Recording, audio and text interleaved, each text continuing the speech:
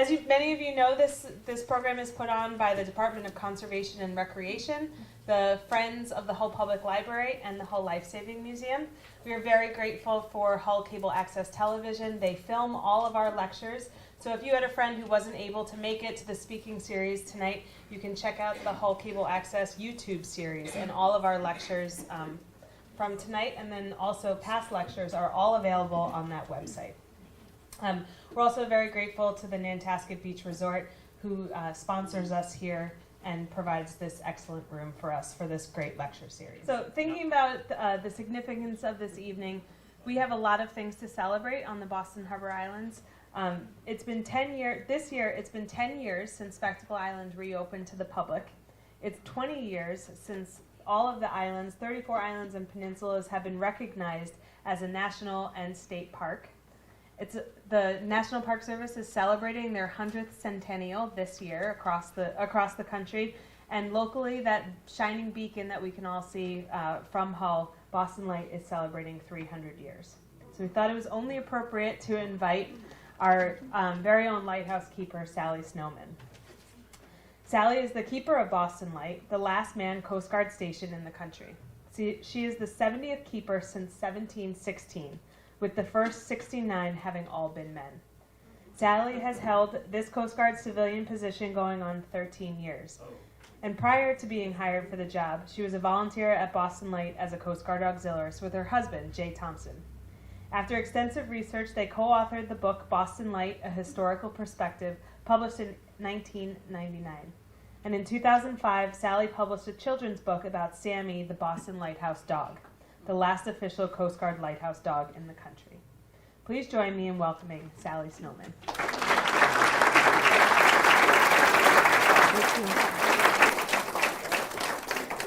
Good evening.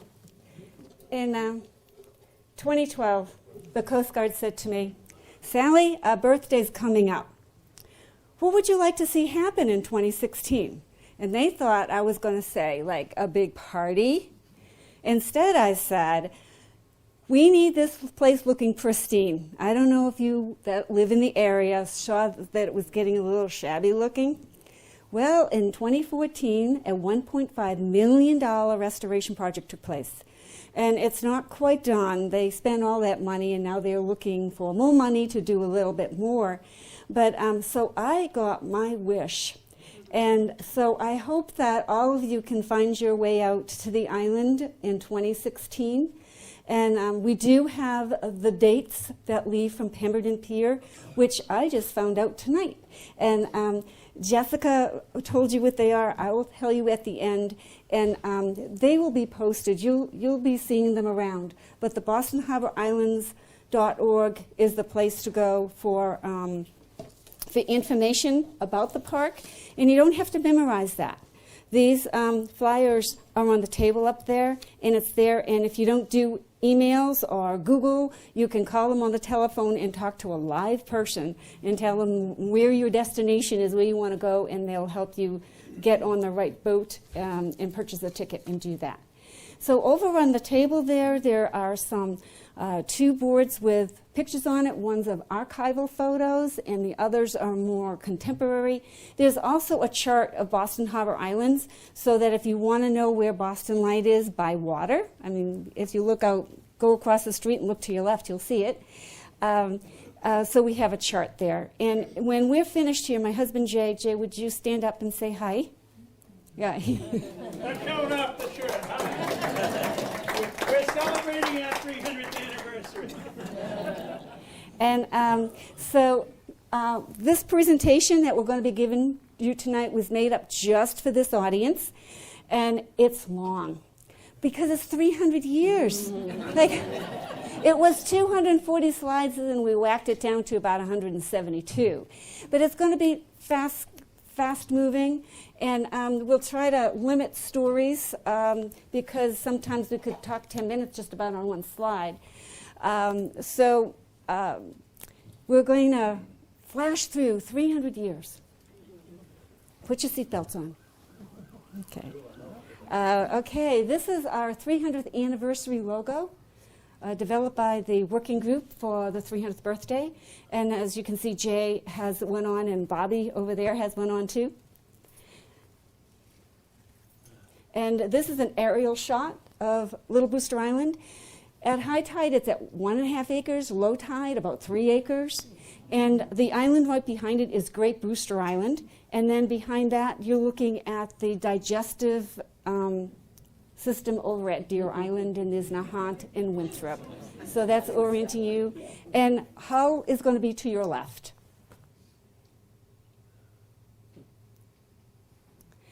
So we have been a light station for 300 years, since 1716, and we have a bit of a secret. Most people don't realize that we also are a fog signal station. Now, those who hear it on a bright sunny day, you guys know about that, right? And they let me know about that. It's been a fog signal since 1719. So I don't know if we're going to even celebrate the fog signal part of the station, but We might turn it on. That'd be good. yeah, we could turn it on, yes, for 24 hours, nonstop, on a sunny day. Okay. And this is the island, what it looked like at the end of the summer of 2014, when it had its new pristine yellow Alaskan cedar shingles put on the wooden roofs, and the tower has been repainted, and the very tip of the top of the tower, that's copper, has been repainted. Quite a huge project. And this is the dotted line. What you see on green on the map is those things that are in the Boston Harbor Islands National and State Park. There's 34 peninsulas and islands. And we are this little tiny dot. If Jay has the magic red, there it is. And then you'll see Hull, that's in gray, and all the gray area is landmass. So back in 1716, when you look at what we have there, why did they choose to put Little Booster Island, place a lighthouse there, when they could have put it at Point Alden in Hull? They could have put it on one of the bigger islands. Well, the shtick was that the maritime community needed to come into the harbor on that red dot. And they had to come in between what we call the ledges and the islands and Hull. And when they missed and went north and went onto the rocks, the ships would crack open like eggshells, and people and cargo would go all over the place. Whereas if they went grounded out in Hull, there was a greater opportunity to salvage the goods, the ship, and save the people. So if you were only going to build one lighthouse, where would you put it? Well, to this day, do you think in 1716 they thought that it would still be there today? I don't know. But it is. Next, Jay. And of course, there were no pictures way back when. So in 1716, this is the earliest rendition of what Little Booster Island may have looked like in the background. And the tower built in 1716 is not the one that's standing today. It was blown up in 1716 by the British, rebuilt in 1783. And we had heard by some architects of ancient things that the base of the tower was the original 1716, and that the upper part was the 1783 rebuilt tower. Well, when the contractors were working, they proved it. If you look at the granite here, they're unregular sizes. Look, and as you go up and you're up here, look at how they're more rectangular. They're bigger. It's called rubble stone. And rubble stone is granite that just has been free cut. It hasn't been all polished up like a gravestone. And so there we had it. Pretty cool. So that's the base of the tower is the original 1716, but it still doesn't make us the oldest tower in the country. That one goes to Sandy Hook down in New Jersey. Yeah, those tourists down there, they get really upset when they don't get credit for having the oldest tower. So the reason why I'm in costume, there's a couple of reasons why I'm in costume. And the reason why I'm in this is called post-revolutionary garb, because I needed to make sure that people who come from New Jersey know that we don't have the oldest tower. Our claim to fame is that we're the first established light station, the station meeting the tower, the house, the boathouse, the outhouses, things like that. So it's the station, we are the first. And so this garb is what the keeper's wife would have worn back in 1783. The other reason why I wear this costume, as in my introduction, Jessica mentioned that I'm a Coast Guard auxiliarist. I've been in for 40 years come May. I can't believe 40 years. And I met my husband Jay in the auxiliary. And auxiliarists have been volunteering out at Boston Light since the 1960s, but I was the wrong gender. But once I got married, there'd be no impropriety. So I got to volunteer out there with Jay in 1994. Little did I know that we were going to go on a 5-year endeavor to research everything we could find about Boston Light and sandwich it between two covers. And this was published in 1999. When we did this, we were just auxiliarists. We were just volunteers. And so a lot of people weren't forthcoming with pictures and stories and things like that. Well, come 2003, the Coast Guard civilianized the position. They took the 3 active duty personnel that had been out there since 1942, re-civilianized it, because it had been civilian 1716 to 1942, and then 2003, and currently. And so they said, Sally, you know, so I applied for the job, I got it, and that's why I'm here tonight talking with you. And they said, but you can't wear the auxiliary uniform because you're going to go on the payroll. So you're going to be a Coast Guard civilian employee. But we want you to stand out from the crowd. So they said, so what are you going to wear? And I said, just you wait and see. So this is how the costume came to be. And people say, well, do I work on the island with this, like mow the lawn and stuff? No, it's when I'm in the public visiting you here, and when you come to the island, I will be in my garb. So that's the long of the short. And then we have another rendition, 1733 to 34. And this one is a good rendition in the sense that it captured that it's a small island and that it's rocky, and the pier is to the west.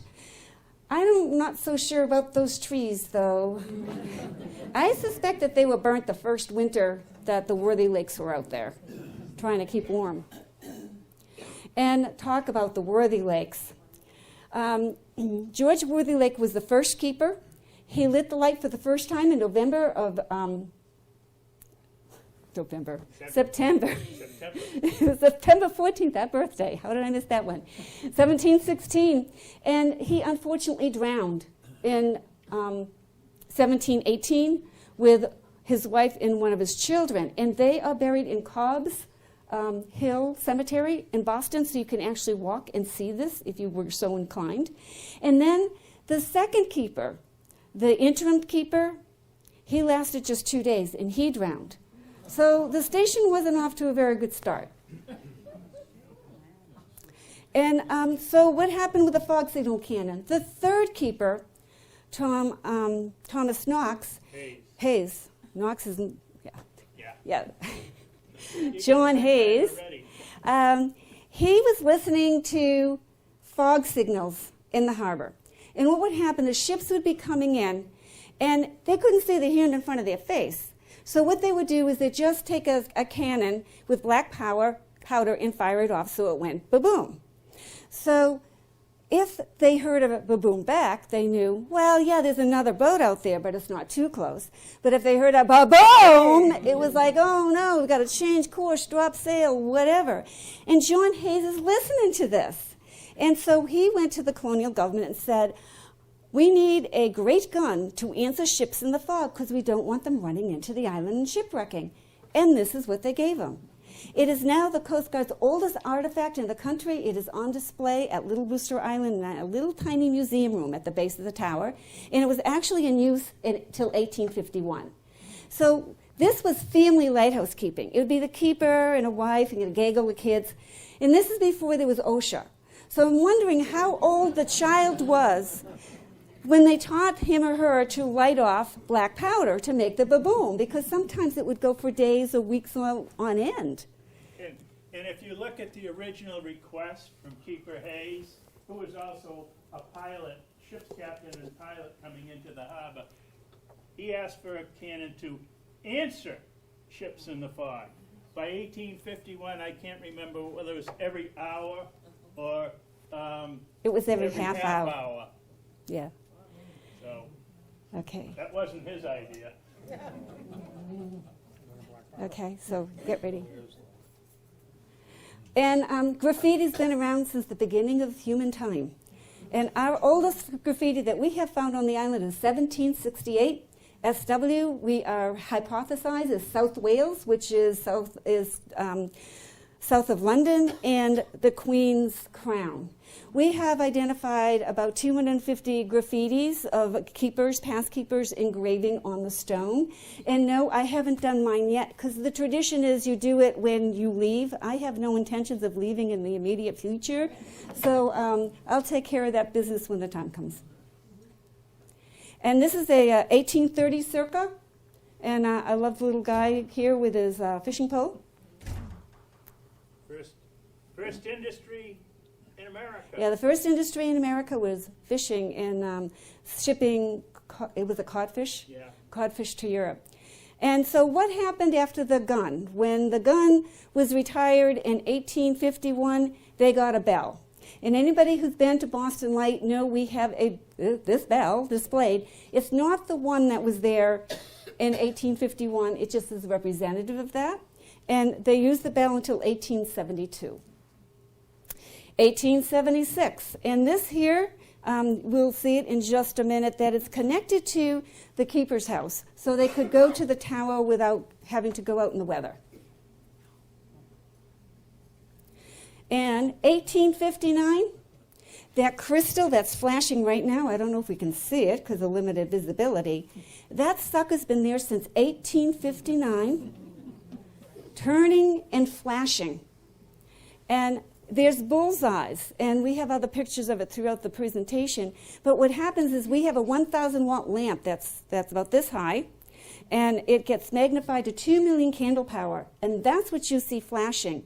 It's not the light, the bulb itself going like this. It's 4,000 pounds of glass and brass rotating on these. These are chariot wheels or truck wheels, and we have visitors climbing the tower. It's tight quarters, folks. You're literally going to be very close on these gears that are rotating. And then you go in the lantern room, and it's rotating. We are very trustworthy of our visitors. We have about 3,500 a year that climb the tower. Do I have any gray hairs yet? This is an 1875 vintage picture.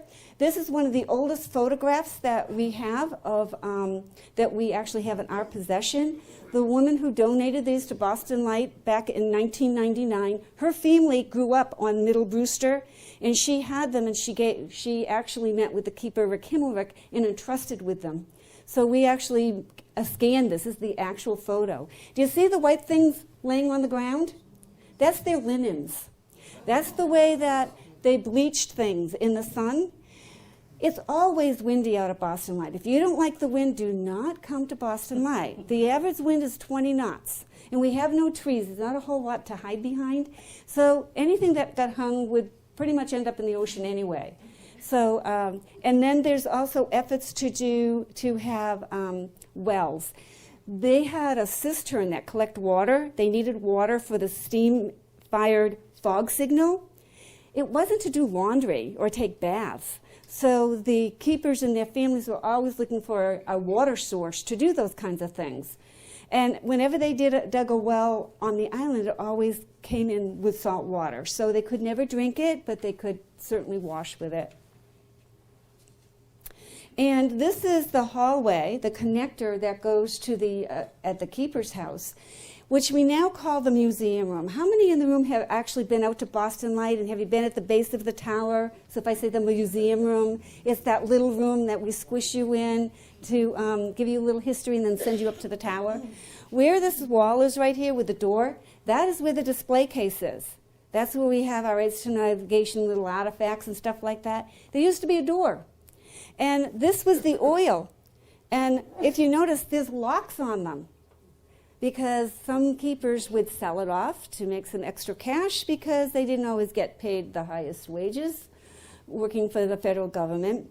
And then on the top shelf are hurricane lanterns for the lamp, because it would have been a chandelier with many lights with an oil feed. And this is with the wicking. And this is, there would have been a twin set of the steam engine to build up the power to have the fog signal device. And these crankety things are what brought the assistant keepers into play. Before that, they were able to palm it off on the keeper and his family. And then this is 1876 circa, and I love this picture because it's a very clear connection from the keeper's house to the museum, the tower. The left-hand side of the house would have been the principal keeper's quarters, the right-hand side the assistant's, because the assistant keeper was closer to the fog signal. So the principal keeper's quarters were a tad quieter. We have the well efforts. We've got some buildings far to the right, and then we have some buildings back here. I mean, they had work sheds and all sorts of things. The other thing that Boston Light had was a shelter for those who were shipwrecked. Mass Humane Society. Yeah, the Massachusetts Humane Society. Vicki, did you know that Boston Light had a shelter? I do. We have a letter from our keeper, actually from the light keeper, I think at Boston Light, or the Humane Society, to our keeper at the station, asking him to come out and check on the condition of the equipment and make sure it was all ready to go. Yeah, so Vicki said, yes, the museum has a letter that actually describes that. So there's a building here and a building here. That could be one of those buildings could be the shelter.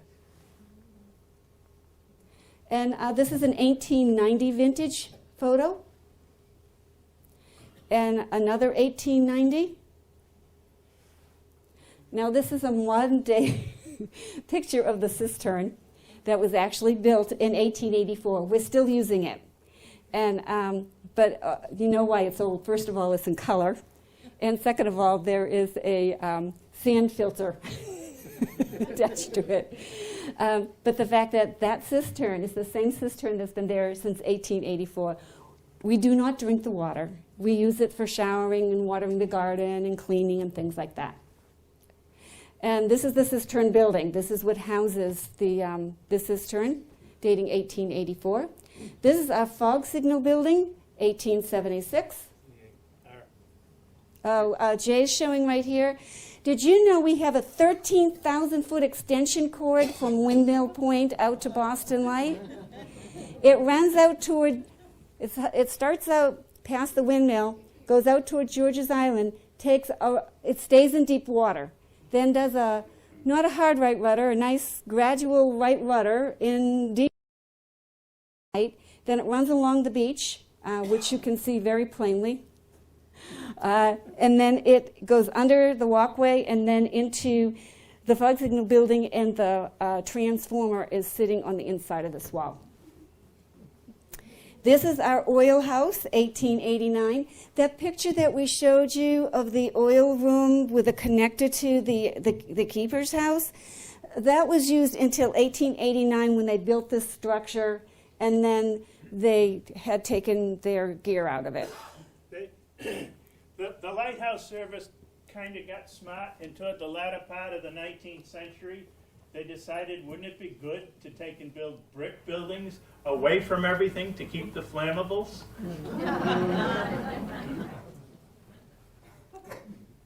And this is a tidbit of information that some people don't know. We're a light station, and we're a fog signal station. We also were another station. We had a Boston auxiliary light from 1890 to 1960. And if any of you were boaters, when you go through Hull Gut and you took a hard right rudder and the tide wasn't good, or you had a very deep keel, you would bump into something called toddy rocks. So what was made was this here, outside of the museum room, close to the ledge, and the window that you see there is headed toward the direction of what now stands as the windmill. And so it would be for coming out, okay, headed east. And that's called the Boston Auxiliary Light. And this is the inside. When Jay and I first started our research back in 1994, I thought it was an outhouse with a window. But it wasn't. It was an aids to navigation. And what's inside of it? Well, this was the original oil lamp that was in there in 1890. It was something that you'd have on your kitchen table. And the lens for it was a clear one in the middle and two red ones on either side. If any of you have done any navigation, you look on the chart, there's white water and blue water, and the saying is, in the white, you're right. So if you start entering into blue water, that's a oopsie. You're going out of the channel, you want to get back in. So when you were coming out of Hull Gut, you would want to look for the white here. If you saw either red, you would just turn the helm a little to this way, a little to that way until you got the white. And that's the course that you would steer until you were cleared from that point, until you get into the main channel, which is Nantasket Roads. I'm going to quiz you on this later, okay? And we love this picture. It was taken the 26th of April, 1893. And this is the Point Alden life-saving individuals, and there is Joshua James. Yeah. And did you know there was a hotel down at Windmill Point? And you'd get there by train. Look at the train tracks. And the way that they'd push the boat across the train tracks is there's a wooden platform that they'd push it over. And Boston Light and the life-saving station had flag signals. So if Boston Light had, what I want to know is what those flag signals were. Let's say they had survivors. Would that be like a green flag? And if they were dead, did they fly a red flag? I mean, I'm just wondering, how would they know what kind of, if they indicated what kind of help. Knew which it was okay. So Little Brewster Island is in the background, and you can see what a busyness of Nantasket Roads was back in 1893. And this is 1900. At low tide, you can walk over to Great Brewster Island, and I can't tell you how many boats we watch in here go aground in the summertime. So here it is, a 1900 picture. We got one taken in 2015. They just don't seem to get it right. And this one is circa 1918. And what do we have here? We have the keeper's house that is standing now. And when Jay and I and the Coast Guard Auxiliary go out there and spend some time out there, that's where we live. So in 2003, when the Coast Guard civilianized the position and they hired me, and they took the active duty personnel and they reassigned them to more military type activities. The way we man the island is with the Coast Guard Auxiliary. That's how we do it. And tonight, we have a couple of those individuals with us. Where are you, Dawn? Okay, yes, there's Dawn. And then we have Matt. And then in incognito, we've got Art. And so the Coast Guard Auxiliary, to train as an assistant keeper, it takes about 2 years to do it. It's a lot of work. If you want to be help out with giving tours in the summertime with the Park Service, we have auxiliaries that do that. As an auxiliarist, when I'm not in my hat, I wear a uniform that we have a Coast Guard personnel from Station Point Island and what we call ODUs. That's my other uniform. So when I'm operating my boat, I'm in dark blue, and when I'm on the payroll, I'm in my bonnet. So I have to say, okay, am I volunteering or am I on the payroll? And this is 1893 to 1895. And look at all the stuff that's on the island. Let me work on our short-term memory. Whoop. That's what it looked like in 1890. 1980. Yeah, but this was the old. That was the old keeper's house, right? And this was the 1895 renovation. But there's all kinds of other buildings because there has been fog issues forever. And there's something called a ghost walk. And what that is that, and it doesn't just happen at Boston Light. It happens at other places, but because we live near Massachusetts Institute of Technology, in 1893 to 95, they sent 20 to 30 students to come out to Boston Light and study the fog to find out why there was something called a ghost walk, which meant that the ship captain or the helmsperson could hear the fog signal here. If they're tooling into the harbor, they can't hear it here. And they have to tool further, and they can hear it again. So they called it a ghost walk. There was an area where it couldn't be heard. And so what they did is they sent some students out there, the busiest fog season of the times, July through August, and they tried every conceivable type of fog signal that they could come up with. And this was one of them. 57 feet long. Anybody here play a wind instrument like a clarinet or saxophone? Well, this is a big wooden one, except the reed was yay big. And, you know, it used a lot of water because it was a steam-driven engine. So they had to build another cistern. That one that we showed you that holds 22,000 gallons of water, they built a second one. The next one shows the backside. Look at that sucker. And guess what? It didn't penetrate the It wasn't ghost the walk. best widget they could come up with. They ended up using a siren. The siren was the best widget. And this is the original 1859 house grown up. They raised the roof, added a third floor, and put an ornamental window, and the staircase flattened the roof, made a lookout tower type thing, and another ornamental door going up there. It really grew up. And the front of the house was one entrance, and they took that out and they gave each of the keepers their own entrance into the house. This is 1896, and what they did when they renovated that 1859 house, they took the walkway away from the vestibule or the oil house, the oil room. Now we call the museum. So if you have good eyes when you go to the island, if you look at the end of the building, you'll actually see where the door was. And in 1913 to 1948, they came up with a new widget that burned really clean and gave a really bright light. It was called an incandescent oil vapor lamp. It was like a huge Coleman lantern that you'd pump up the pressure. And the, Jay, help me with the word. The mantle was, very tall, and it gave a very bright light. So it's showing where that would have been, where that electric light bulb was. You'd have to go into the lens, into that 11-foot crystal. Was there. And we have somebody in the audience in the area named Jim Lambert. Where's Jim? Hi, Jim. This is Jim's picture. I met him just a few months ago, and he said to me, in my office, there's a picture, and I think it's a Boston Light with a Lighthouse saving service boat in front. And I said, I'd like to see that. And he brought it to me, and sure enough it was.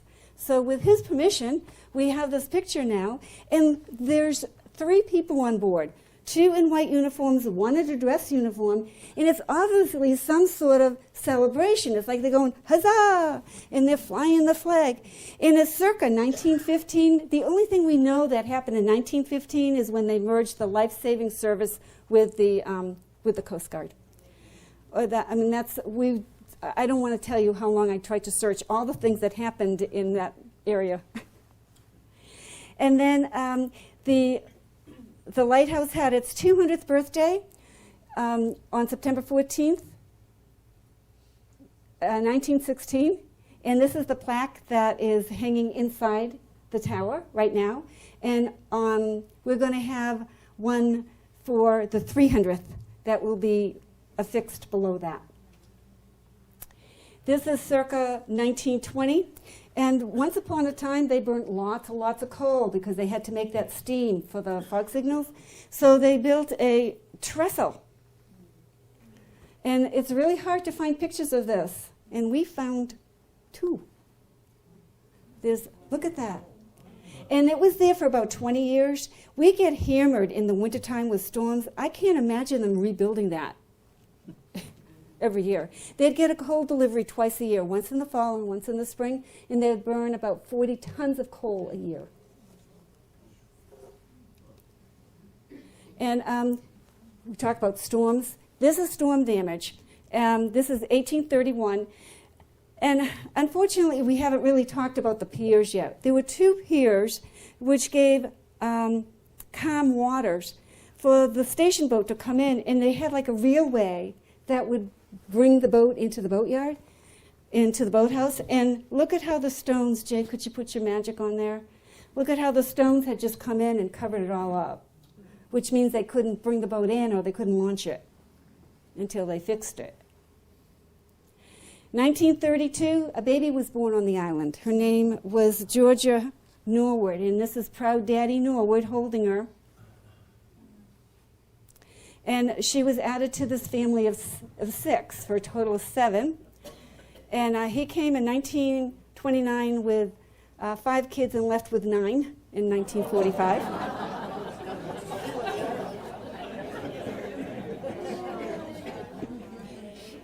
And the reason why we mention Georgia was because she was born on the island, and there was a novelist down in New York City that used that as an inspiration to write a novel about a lighthouse story. And so she wanted Georgia to help promote it, and then she was writing a screenplay for it. It was going to become a movie. And when she was 5 years old, they sent her on this little circuit along the East Coast, and then they were going to send her on a train to Hollywood to do a screen test. She got as far as Springfield and said, "I want to go home to my island." So what happened is that it made national news that the keeper of Boston Light broke the contract for his daughter to be a movie star, and so that was quite a to-do for those who think of Boston Light and the families that live there. They are sort of in the background, that they don't make national news. Well, Georgia and Ralph Norwood did. And she just passed away this past September. And that's She was up in Booth Bay. Willie Emerson is her son, and he actually wrote about her mom's situation as a 5-year-old. Have you heard of Flying Santa? Okay. I hope so. Well, this is Flying Santa, December 1937. Going to make a drop. Boston Light. And we talked about the fuel, the 40 tons of fuel. Well, then they started doing this transition thing with oil. So the fog signal machinery was being run by oil, but the coal was used to heat the houses, the keeper's house and the assistant keeper's house. And so this barge coming in was the Lighthouse Service oil barge coming in to do a fuel transfer. And those of you that have been out there, this is what that North Pier used to look like when it was in its better days. And Jay, would you show the railroad tracks going into the boathouse? Yeah. You wanted to get the boat out of the water as quickly as possible, so many of the lighthouses had railways going up into the boathouse. This is a staged picture, 1939. This is Keeper Babcock, and this is from the Postal Service. And the message was, "We deliver in any weather." And we hear stories about Babcock that he was kind of a crotchety guy, some kind hard to work with, didn't smile very often. He's got one of those smiles on his face. His wife is handing him the letter, and that's his daughter, Grace, standing next to them. And Grace passed away in July of 2014. And this is December 1940, and this is the actual drop of the gift coming down. And fortunately, it's low tide, so there's a large area to for the package to hit.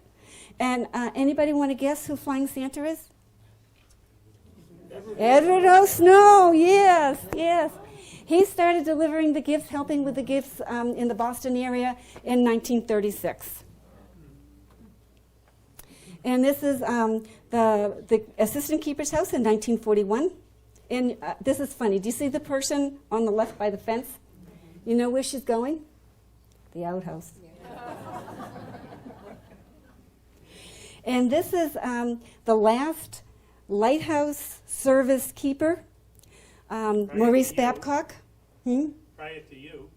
Oh, well, the history repeats itself with me, yeah. Wrong gender, though. 1942, he is getting ready to depart, and he retires. His replacement, Ralph Norwood, the one that had the daughter born on the island, he was the first assistant keeper at that time, and he worked himself up to the assistant keeper. He's up in the lantern room. Do you see the date on that? Those who are sitting up close? It was the anniversary. It was on September 14. So we presume that Maurice's picture was taken on the same day, and Ralph took over as the principal keeper in October, and Ralph retired. And this is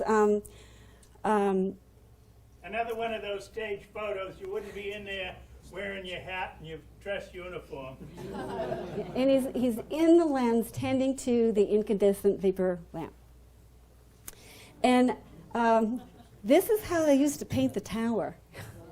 They'd hang from the gallery, and this was taken 1945. And then this one was also dated 1945.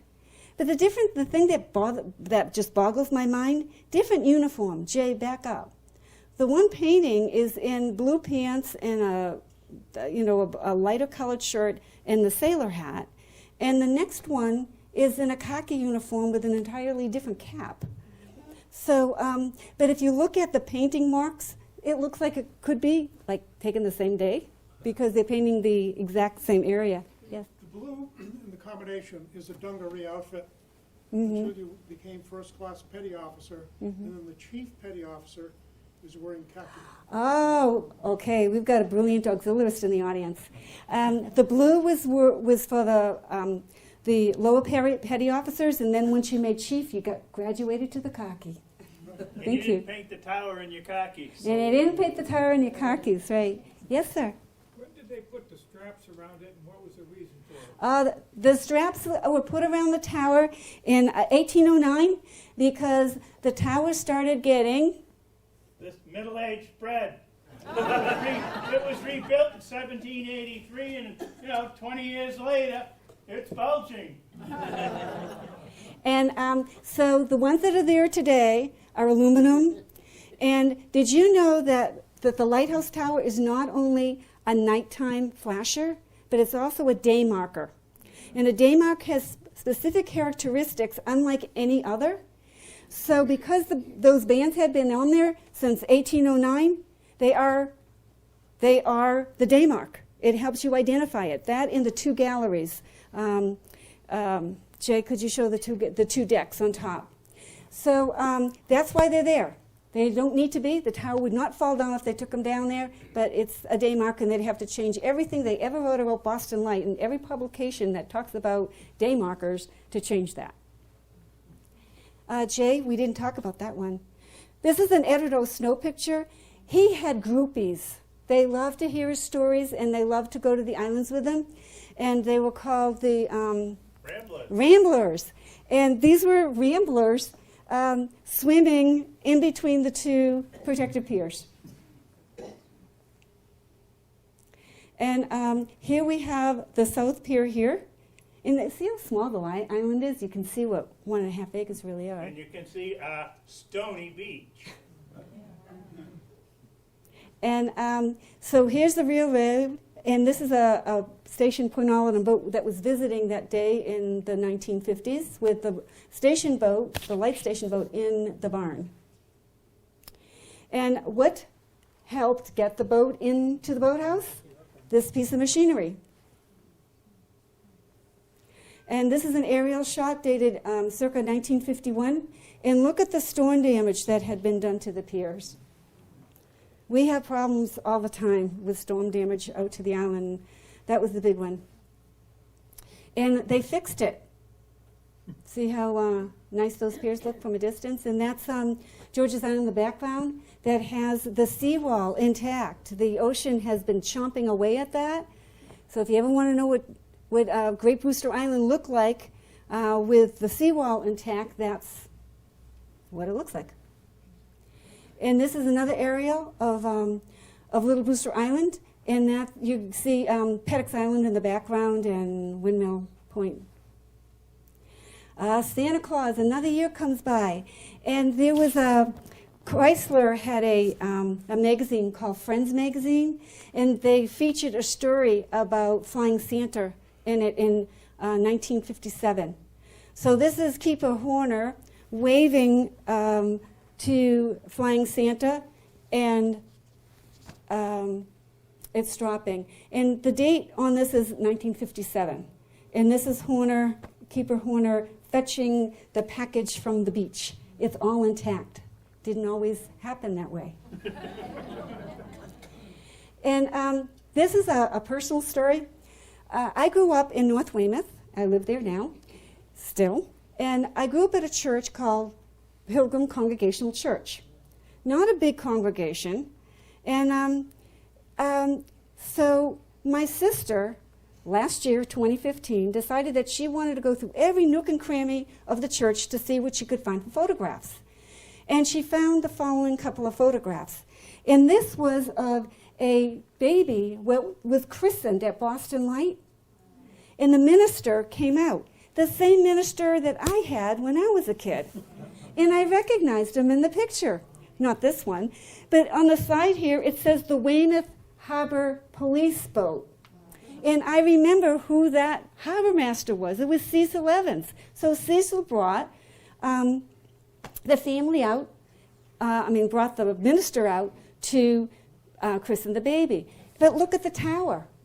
So in 1958, there was staging around the tower. I guess that was the first time. And this is the story that was or the picture that was in the Patriot Ledger. And this is Reverend Ward. This is the first picture that I saw. I go, that's Reverend Ward. And my sister Beth said, how do you recognize him? And I said, well, how can you not recognize The other him? thing, you can almost see where the door was. Yeah, right Shows there. up a little more, not being painted. And what's interesting is we have staging up for the work they did in 2014. Notice how little staging that's there. Put that in your third eye and remember that, because there was no OSHA in 1958. Or if they did, they weren't as big as they are now. This is 1959, and what's going to happen is they're going to burn this house down.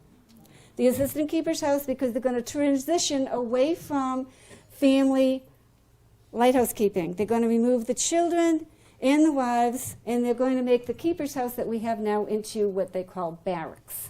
So they were, so this is one of the last aerial photos that we have with the assistant keeper's house on the island and its outhouse. Not only was a duplex house, it's a duplex outhouse to boot. And here it is, it's gone. And in 1963, the cannon took a vacation. The Coast Guard thought that it could be better, displayed down at the academy. So they took it off the island and they brought it to the academy. And you're not looking at the cannon. In 1964, the cannon was not in the museum room, but I didn't have a picture without the cannon. But in 1964, there was a chief warrant who was the Group Boston commander, and he, with the lighthouse keeper, Mike Lonis, built this display case. And the display case is the one that's there today. And in 1964, Boston Light and Little Brewster Island became a national landmark. The tower is the mark, and the island is the site. And there's the plaque on the outside of the museum room. Here's an aerial of 1983. And we have erosion protection on the island with gabions, which are rocks in cages. And look at the machinery, the earth movers. How many people remember the blizzard of 1978? They still hadn't got the pier in place in 1983.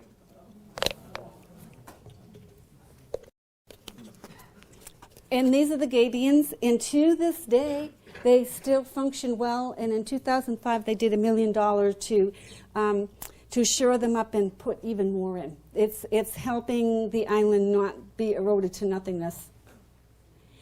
And this is circa 1987, 1989. Don't you just miss those red roofs? Do you know why they did away with them? Asbestos. Because the water is used. It goes into the 22,000-gallon cistern in the cistern building, in the 2,200 one in the keeper's house. So, you don't want to be washing in it, doing dishes in it, things like that. So that's why we don't have the red roofs anymore. And now we have Alaskan yellow cedar. Typical windy day. And this is 1889. And in 1889, some of you who are locals might remember this, they were going to shut down Boston Light. Okay, they were going to unman it and automate it, so that they were going to turn that 11-foot crystal off. And at the last hour in November of 1989, they changed up their minds. And there's a congressional law passed that said Light Station Boston was to remain manned with a Coast Guard presence. And so I say, well, it's now womaned. And then what did we get back in 1993? The cannon came back. It was decided by the Coast Guard that the story would be better told back where it came. So after 30 years on vacation down at the Coast Guard Academy in New London, Connecticut, it's back home. Yes? What's going to keep us from using it like somebody came in and bought the other lighthouses, a private citizen? Okay, what Bobby's asking is, is Boston Light going to be divested like they did with Graves Light and Minot's Light? As it's been explained to me, every lighthouse is in the country is on the list. We're just on the bottom of it. So, it has to do with money and things like that. Right now, the people that are in the higher-ups of the Coast Guard, like the Commandant, they're all in favor of keeping Boston Light. They're not talking about divesting it, which in 2004 they did. In fact, when I was hired, they asked me if I would mind going on the Park Service salary, because what they'd be doing is they would be just keeping the area around Boston Light and divesting the rest of it to the Park Service. And right up until the last hour, that was about to be, until the superintendent of the Boston Harbor Islands National State Park went to the national park and said, well, we need another $50,000 of operating funds. They said, we don't have that. So the superintendent went back to the Coast Guard and said, I'm not going to sign that piece of paper. So I thought that this was going to be a temp job. 13 years later, I still think it's going to be a temp job, but I feel a little bit more secure with it. Right now, to go out to Boston Light, like I did 2 days ago, this is what we did. The Coast Guard came with the boat, and we went up the ladder, and we did our shtick, and then we left the island. You can't do that, okay? We don't let visitors do that. We have to wait until the seasonal dock is in. So we have, this is the boat. This is our auxiliary facility. This is the one that Art and Herm drive back and forth so we can stay on the island. I actually think that that's Art's head. Art, I actually think that's your head. I see the back of it a lot. I usually have my hat on. And so what happened in 1996, the Boston Harbor Islands National State Park was formed. And the law said a couple of things. First of all, that it didn't own any property. Number two, that it didn't have any money. And they needed to have a not-for-profit organization help finance it. And so the Boston Harbor Island Alliance was formed. And the third thing that it said is that the other owners in the park need to play well with the National and State Park, and that means the Coast Guard. So I have to play well with the other players in the park, of which there are 13 different partners, voting partners in the park. So can you imagine being a superintendent and only owning, I always get it wrong, how much? 6/100 of an acre. 6/100 of an acre is what the Boston Harbor Islands National and State Park owns. Long Island Head Light was divested by the Coast Guard, and when the Coast Guard divests property, the first one on the hit list is another federal agency. And so the Park Service said, yeah, we'll take it.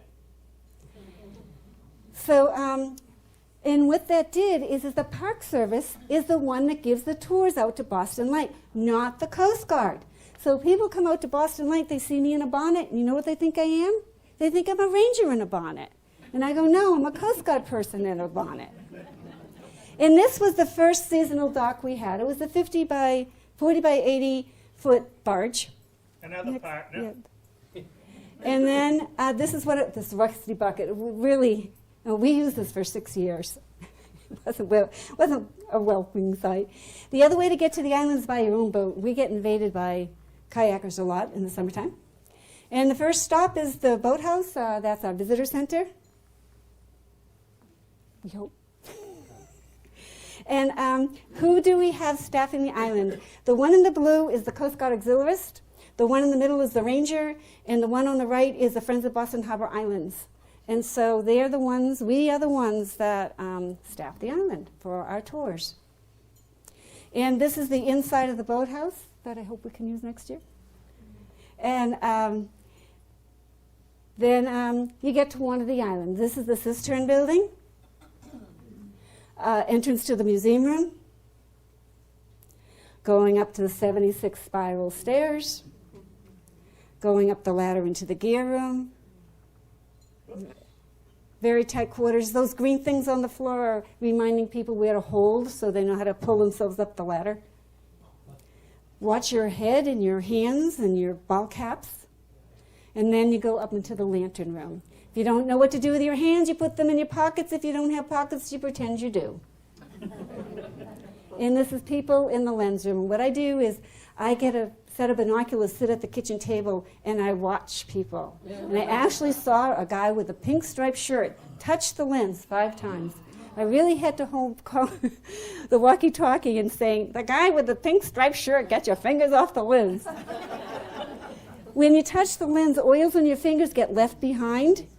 And now we have to get that off because the sun is bright and it heats up and it could cause the glass to discolor, crack, or bubble. And I mean, that thing's been there since 1859. So now we have to clean it. So when the visitors touch it, we now have to touch it. And this is Sammy. Sammy is he was the last official Coast Guard Lighthouse dog in the country. He was my best buddy, and in 2005 I wrote a book about him. He died in 2004. He's buried on the island next to another dog that was out there whose name is Farah. And Ted Kennedy, he was one of the people that were instrumental in making sure that the Boston Harbor Islands National Park came to be, and that the island was not closed down in 1989. And his family came out to the light in 2002, and we were told not to take any pictures. I took these on the sly. But now, many years later, it's okay to show them. And this is the picnic. We didn't get a picture of the box lunch. The box suppers were unbelievable. They would tie with purple ribbon with these, not the flimsy boxes, but like boxes. Amazing. And then in 2003, the big changes, it goes back to a civilian keeper. And this is me. And the last Coast Guard active duty is Ben O'Brien. And the last thing that he did was sign up for another 4 years with the Coast Guard. And then after he did that, he signed his name in the rocks. And he was up in Maine for a while, and then he's out in Seattle now, and he's coming this way just in time for our 300th birthday. So Ben will be with us. And how do we get stuff on the island? This is the helo, and you know that bell that you saw? How did it get on the island? This is how it got there. What they did is they had an aids to navigation ship, a few, less than a quarter of a mile off the island, and they just airlifted it off the ship. This is the inside of that lens, 11 feet tall, made up of 336 individual prisms. And then we happened, that rusty bucket of a dock we had? We needed something more permanent. The Park Service paid $1.8 million to build a seasonal dock for Boston Light. It took 2 years to do it. That's a concrete truck on a barge you see there. And this is the end result. So you see all the pilings? Their piling only has a 50 by 10 foot dock. So I jokingly say they put so much money into the pilings, that's all they could afford to buy. They have all those pilings for a 50-foot long seasonal dock and then the gangway. It is not there now because we are in the outer harbor and it gets beat, that it's only there for 16 weeks. Right now it's at Right now it's... Nautical Bar. Yeah, it's at Joe's Nautical Bar right now. And this is the motor vessel Columbia Point, the other partner that we have to make sure we have tours out of Boston Light. This is UMass Boston has a marine division. This is their boat. They use it for passengers and for research. And they have the contract. And so what we did in 2010 after the dock was finished, there was a ribbon cutting. Ta-da! And the real scissors are right there. Yeah, I held the real scissors. The big scissors was just for the photo, and then I handed them the real ones. And then here, let the tours begin. We had our first wheelchair person. We say that if you're in a wheelchair, to be ambulatory so you can get out of the wheelchair, step off the boat, get back in the wheelchair, because the staff isn't allowed to lift or push or pull the wheelchair. So this person brought with her 3 people. They literally lifted her up with her in the wheelchair on and off the boat. We're not ADA compliant, but we do our best. Do we get hammered? You betcha.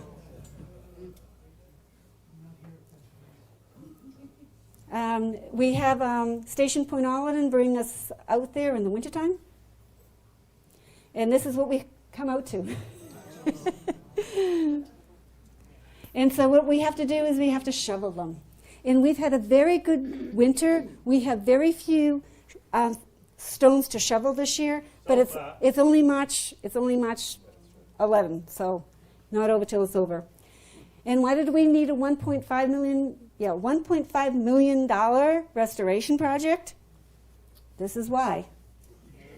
That's what happens when you take and you get away with using galvanized nails. And this is the inside of the house, folks. This is coming through the fire alarm. Always an adventure. Jay? Yeah. And how did they get all their stuff on the island? With a barge. And we don't have a road, so they had to make the road. And they had to lug all the gear on and off. Many, many barge loads. That's our road. And this is the tower and the house with all the staging.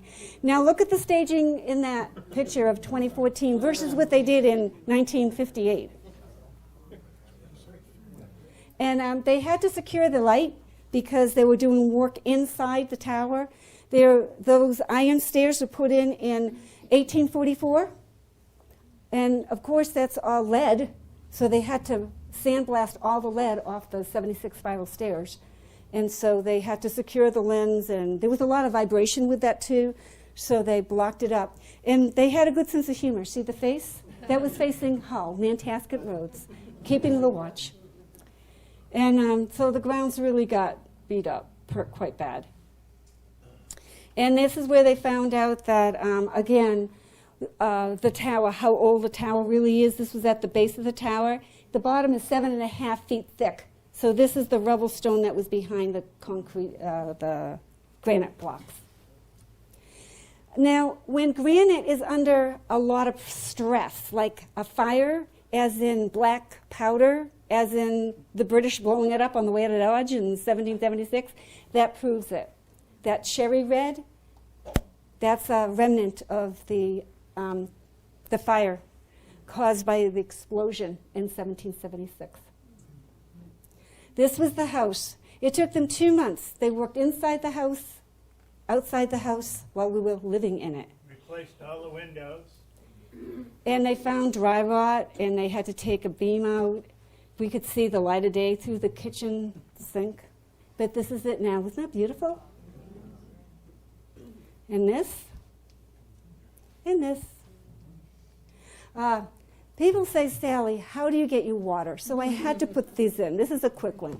Station Point Island lets the Crystal Rock people come onto, slow down a bit, Jay.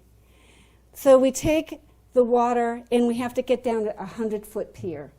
And it always happens at low tide. We got to go down the gangway and put it in the boat. And then take the 3 nautical mile road out to Boston Light and put it on the dock. And then bring it up onto the pier. And go down another 100-foot pier to the house and put it down the cellar. That's our drinking water. So if we don't share, you know why. And this is Station Point Island, again, helping us out, bringing contractors out.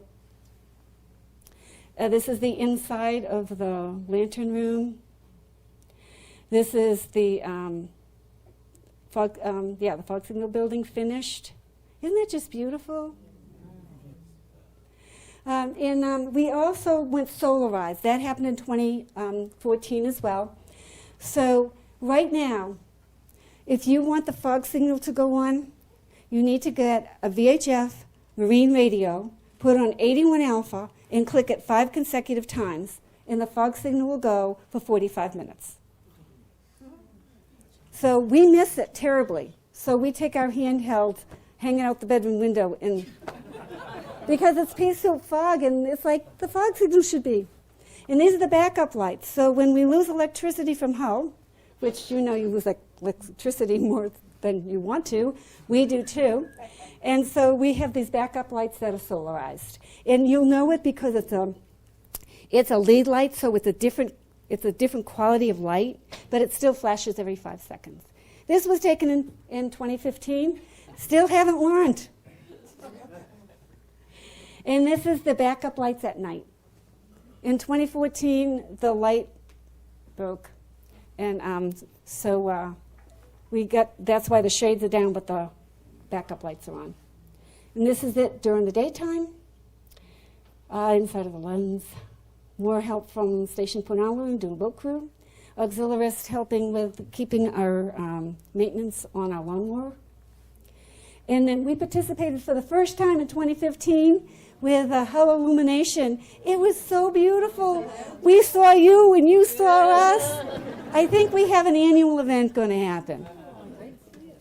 And this is the spit that goes all the way out to George's and Levels Island. The boat was a couple of years ago, and about here is where the old boat was. Just an awesome picture. Sunset.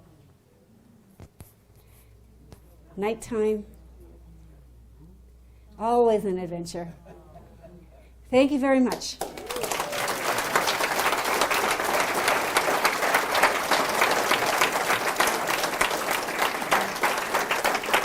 I ran 12 minutes over for 174 pictures, so thank you for your tolerance.